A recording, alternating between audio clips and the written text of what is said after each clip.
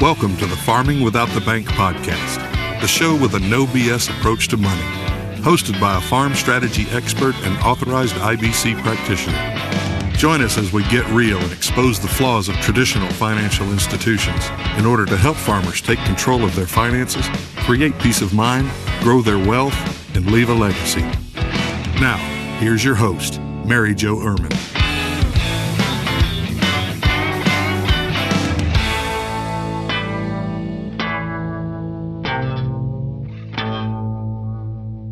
Hello and welcome to today's podcast. Thanks for tuning back in, or welcome if it is your first time.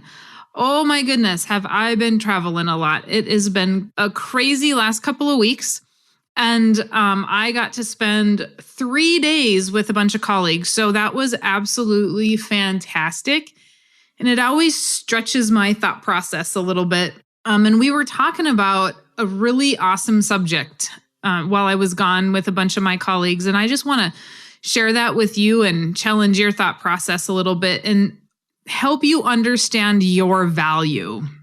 And one of my colleagues brought up the fact that our number one source of value is ourself. You are the source and creator of your value. Now, that is not something that we are told a lot. That's not something that we talk about a lot. And the reason why is because we put value on things. And that's where we focus, is that cow is going to cost me so much per pound. That land is going to cost me so much per acre. Everything has a value. The vehicle we drive has a value. And obviously we tie all that stuff back to if we have the money to buy it. But if we really sit back and think about it, and he made this point, and it's something I've never thought about, or I've never thought about it in this aspect, that without us being able to buy it or grow it or raise it, what is the value for it?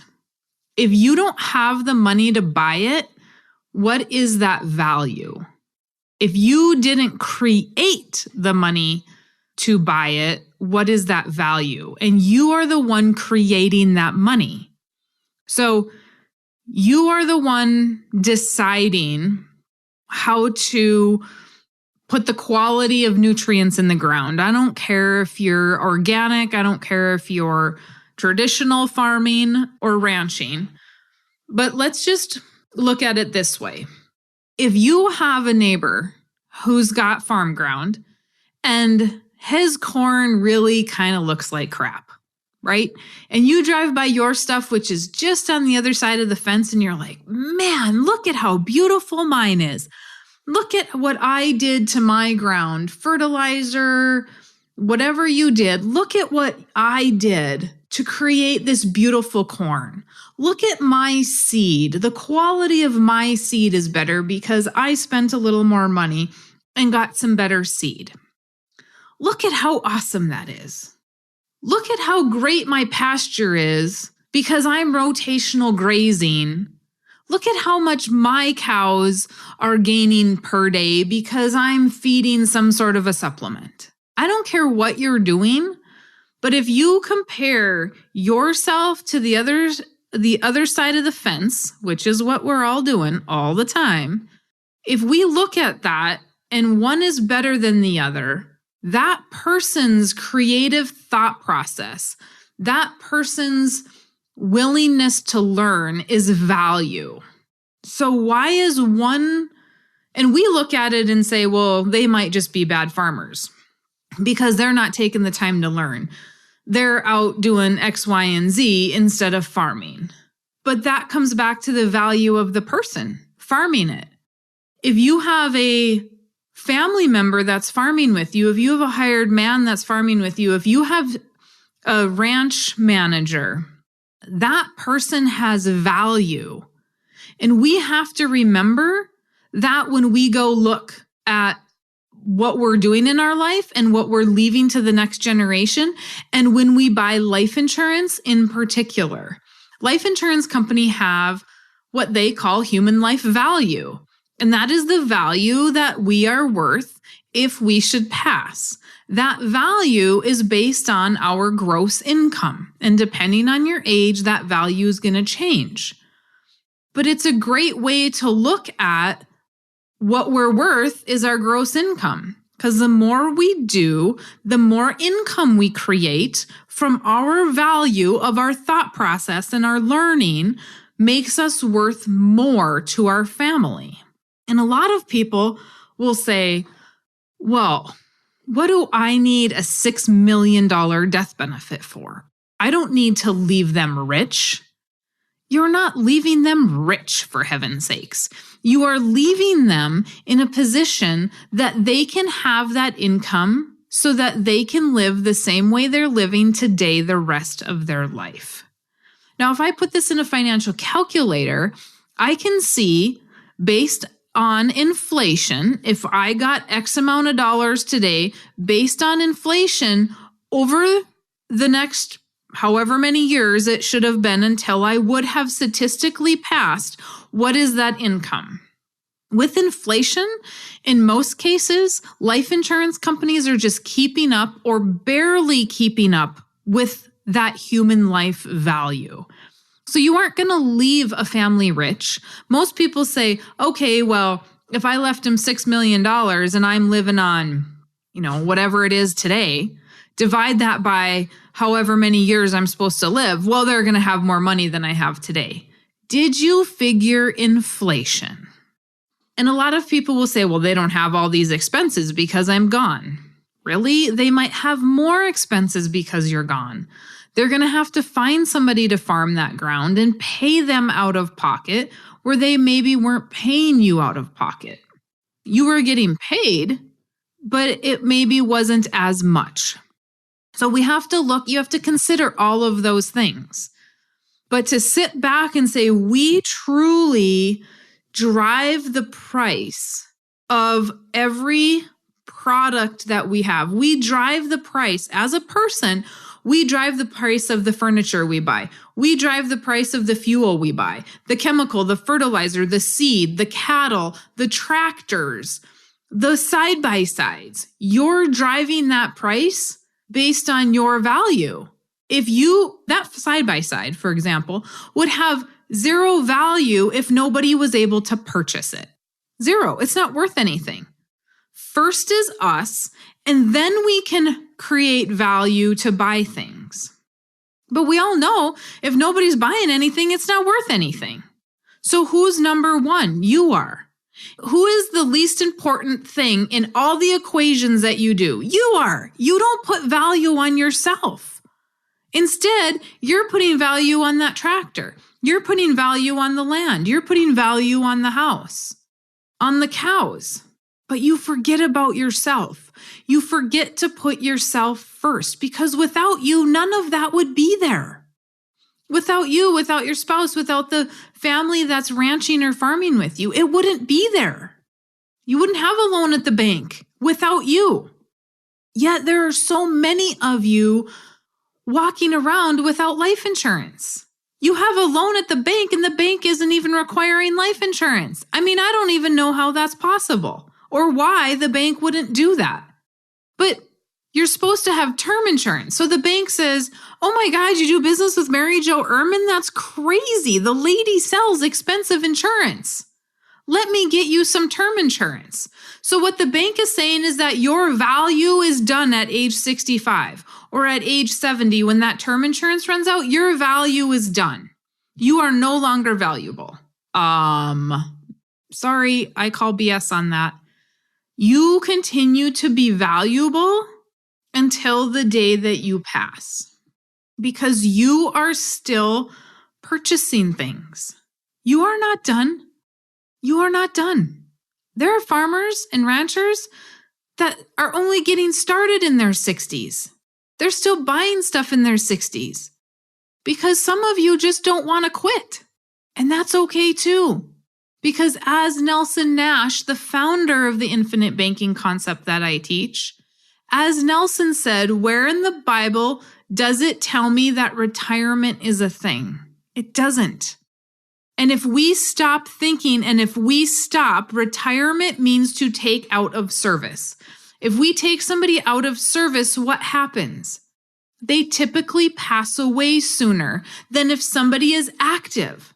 Think about that. Nelson worked and was talking about infinite banking until the day he passed away. He worked. He was very spry yet at 88. He was very alert. My own grandfather is 93, I believe. He is still very alert.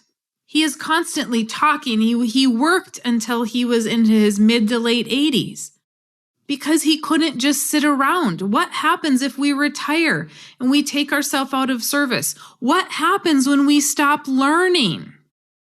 We stop feeding the source and the creator of value, which is you. Just look around. The farmers and the ranchers and the business owners who stopped feeding their mind and stopped creating fell apart. They become complacent. They don't want to grow. Why do we want to stop growing? And because we want to stop growing, then we're upset because the guy next to us didn't stop growing and he's buying up all the land beside us. But he's growing. What is he feeding his mind? What is he feeding his number one source, which is him? He's feeding it knowledge so that he can continue to grow and learn. And therefore, he has more human life value because his income is bigger.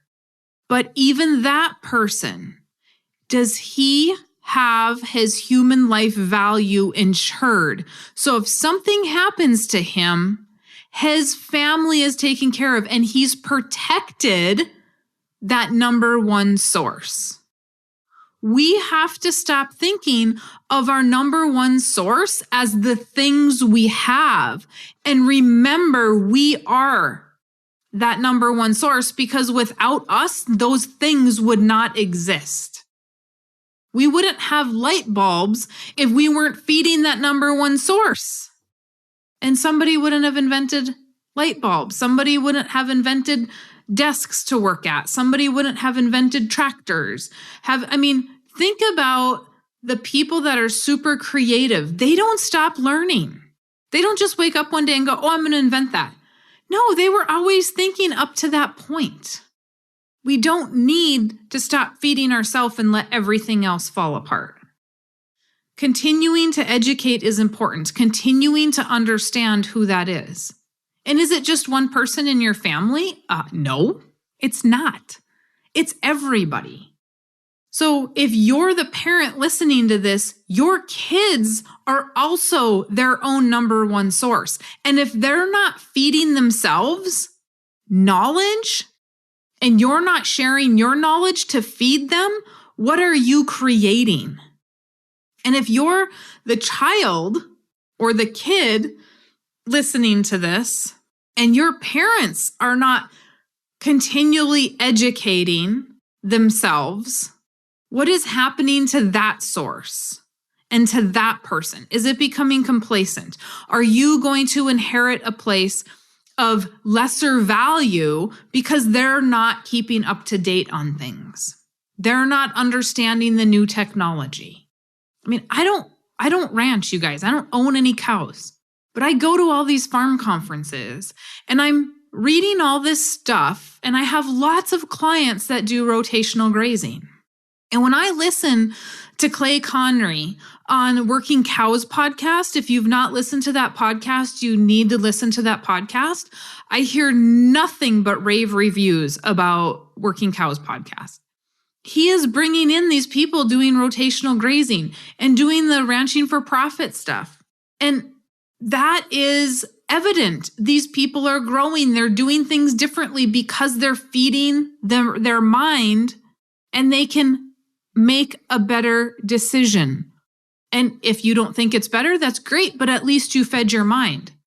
What we don't want is our number one source, being us. We don't want that source to have the arrival syndrome. Nelson always talked about the arrival syndrome. He has it in his book. I have it in my book. The arrival syndrome is when you think you know it all.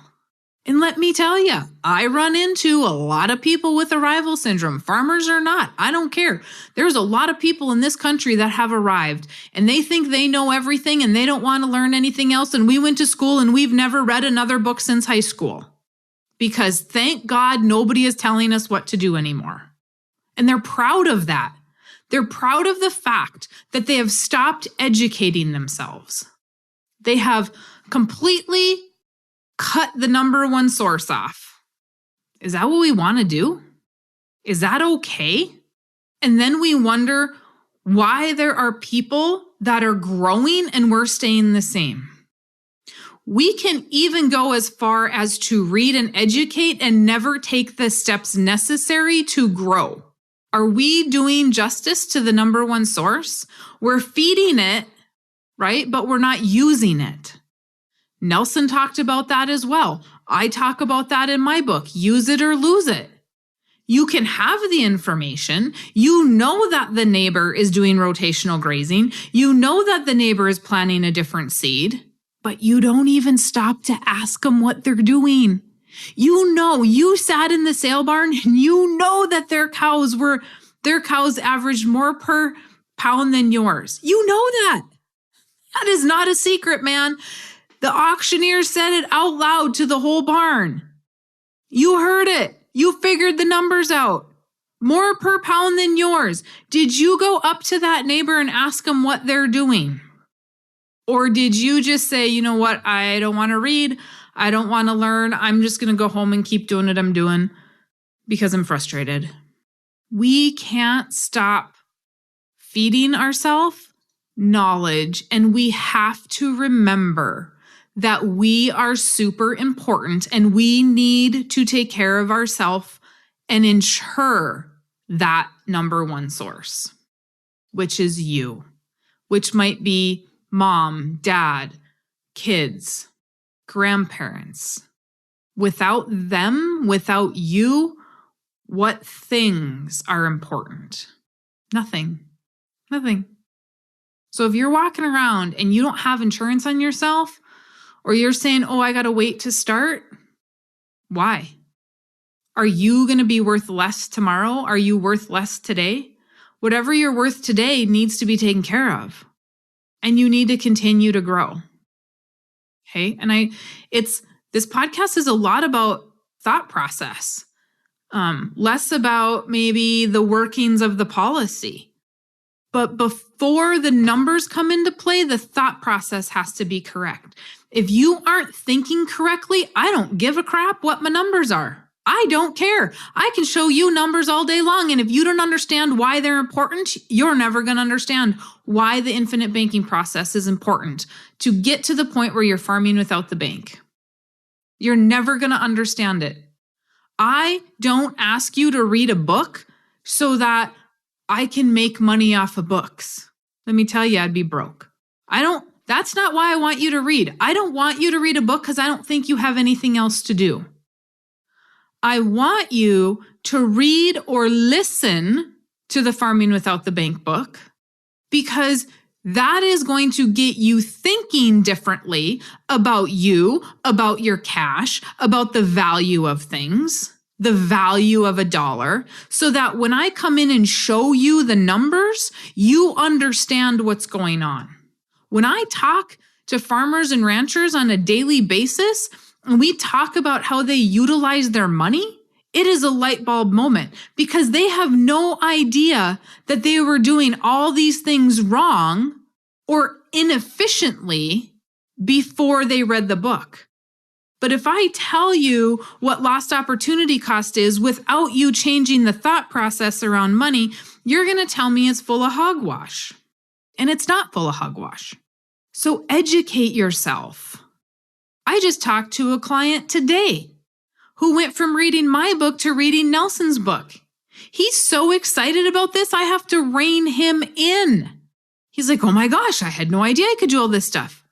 And why is he in a better position today than he was 2 or 3 weeks ago when I talked to him? because he continually educated himself. He went from my books to Nelson's book, and he got even more information, and his thought process just continued to grow around the subject. And it happens to every single client. I know when I meet with a client, I wouldn't even have to ask them what books they read. I would know just based off of their excitement level and their understanding of what I'm saying, how many books they read on the subject before I talk to them. Because if they just read mine, they're excited. They get it. If they read mine and they read Nelson's, now we're at a whole different level.